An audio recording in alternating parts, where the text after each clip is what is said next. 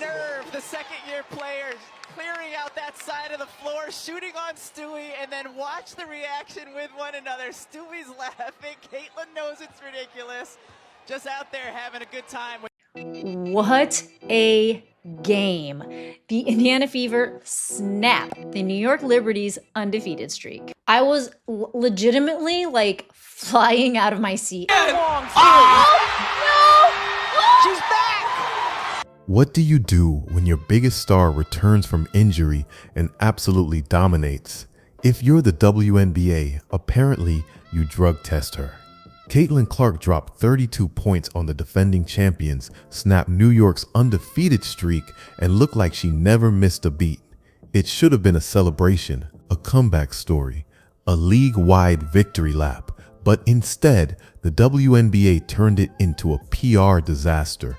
Right after Clark's performance went viral, the league ordered her 11th drug test of the season.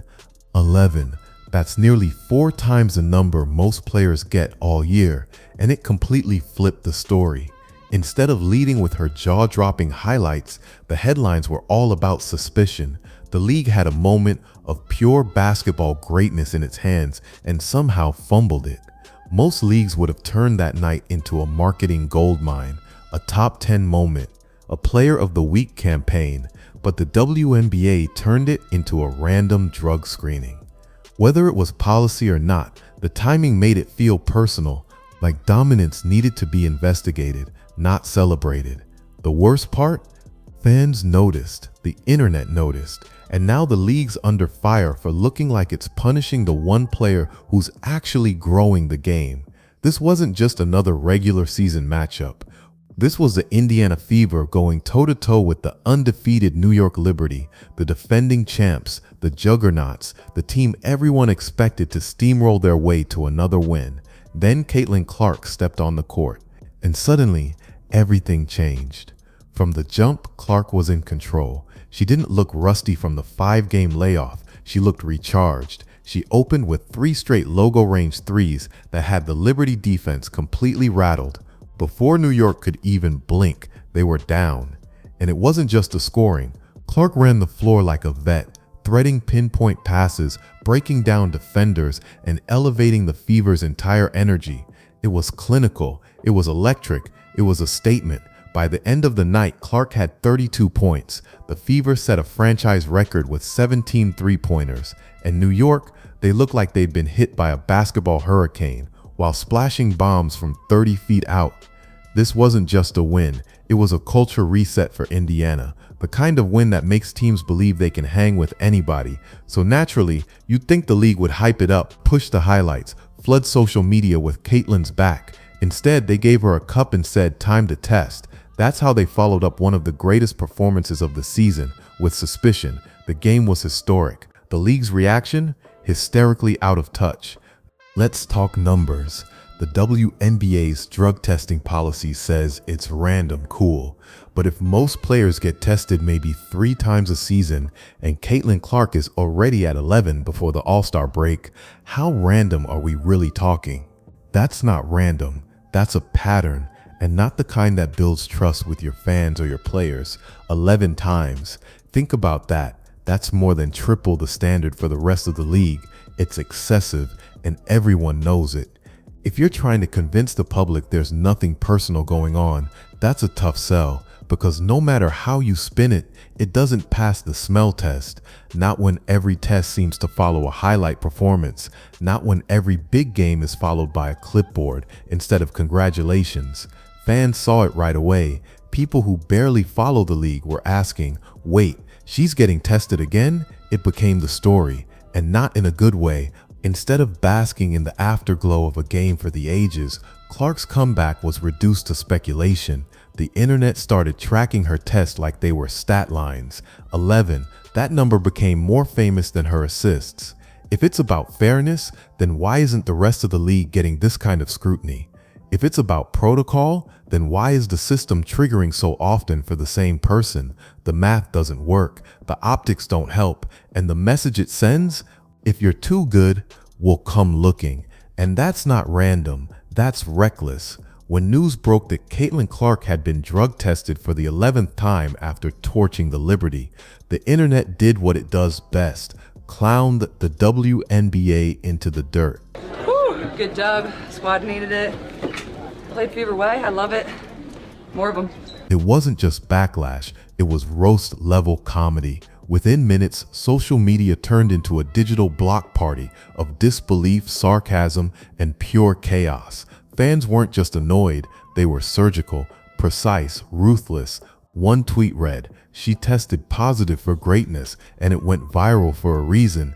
It was funny, but it was also true." Another joked, "The WNBA is testing Clark more than they promote her," and that one stung, not because it was harsh, but because it was accurate.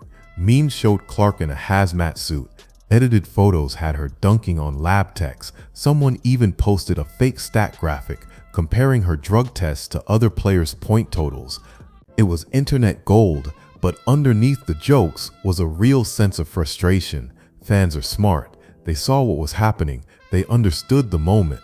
This wasn't just about a test. It was about the message it sent. When the league's most exciting star keeps getting singled out, people start asking why.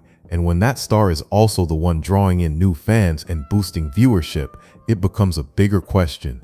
Why are you sabotaging your own momentum? The viral content wasn't just funny, it was damaging, the kind of damage that sticks. When your league becomes a meme, and not for the right reasons, that's not just a bad look, that's a branding problem, because the internet doesn't miss. But clearly, the league did. Let's be honest, nothing Caitlin Clark did in that Liberty game was shocking, impressive, absolutely, historic, for sure, but surprising, not even close. Because if you followed her career, this wasn't some random explosion. This is what she does. This is her norm. At Iowa, she was pulling up from the logo like it was the free throw line. She was dishing no-look passes with surgical precision and dropping 30-point triple-doubles like it was a Tuesday scrimmage. Her highlight reels weren't just viral, they were appointment viewing. She made college basketball a national conversation again on both sides of the aisle. So when she came into the WNBA, the expectations were sky high, and somehow she's meeting them. That's why this reaction, the scrutiny, the suspicion, the constant testing makes even less sense. If anything, this performance was overdue. She'd been out 5 games, she came back rested, hungry, and sharp. Anyone who's ever been around elite athletes knows that time off doesn't mean time away. Clark clearly used her recovery to scout, to prepare, to study how to rip apart the Liberty's defense. And she did exactly that. Like clockwork. So why act like she unlocked some secret cheat code? Why treat her greatness like it's new, or worse, like it's unnatural? The reality is, Caitlin Clark didn't just return, she resumed. She picked up right where she left off. And if the league can't recognize that this is her baseline, not her ceiling, then maybe they're the ones that need testing, because being this good isn't the problem. Not knowing how to handle it is. In most leagues, greatness gets rewarded. When Steph Curry drops 9 threes in a game, the NBA doesn't call the lab, they call the highlight editors. When Patrick Mahomes tosses 5 touchdowns in 3 quarters, the NFL doesn't question it, they post it with flames and emojis. When Messi scores a hat trick in 60 minutes, the world calls it magic, not misconduct. But in the WNBA, when Caitlin Clark lights up the defending champs, she gets tested again. And not metaphorically, we're talking about a literal drug test. After hitting 32 points and snapping the Liberty's undefeated run, her reward was test number 11 of the season. 11. It's not just excessive, it's absurd. And more than that, it sends a brutal message. If you dominate too hard, we assume you're cheating. That's not just bad optics, that's a system-wide red flag. Because what does it tell the next generation of hoopers? That if you show out, go viral, and carry your team, you're going to get treated like a suspect? That excellence brings suspicion, not celebration. That's not how you build trust, it's how you kill ambition. You want players to push the limits, to show us something new, but you can't invite them to shine and then punish them for being too bright. The league keeps asking for game changers, and now that one's here, it's treating her like a glitch in the system. Caitlin Clark is doing exactly what superstars are supposed to do: break records, shift momentum, steal headlines. If the WNBA keeps acting like that's a problem, maybe the real issue isn't her performance, it's their insecurity. Caitlin Clark isn't just another rookie, she's the WNBA's golden ticket, the kind of generational player leagues pray for. She's not just moving merch, she's moving culture. When she steps on the court, people who've never watched a WNBA game suddenly stop scrolling. Casual fans are becoming regulars, kids are wearing her jersey, TV ratings are spiking, and let's not forget, international fans are literally flying across the globe just to see her in action. That's not buzz, that's superstardom. So what does the WNBA do with all that momentum? Apparently, they treat it like a threat. Instead of celebrating her rise, they've responded with suspicion. Instead of building campaigns around her, they've built a paper trail of testing reports. Every time she pops off, she gets tested.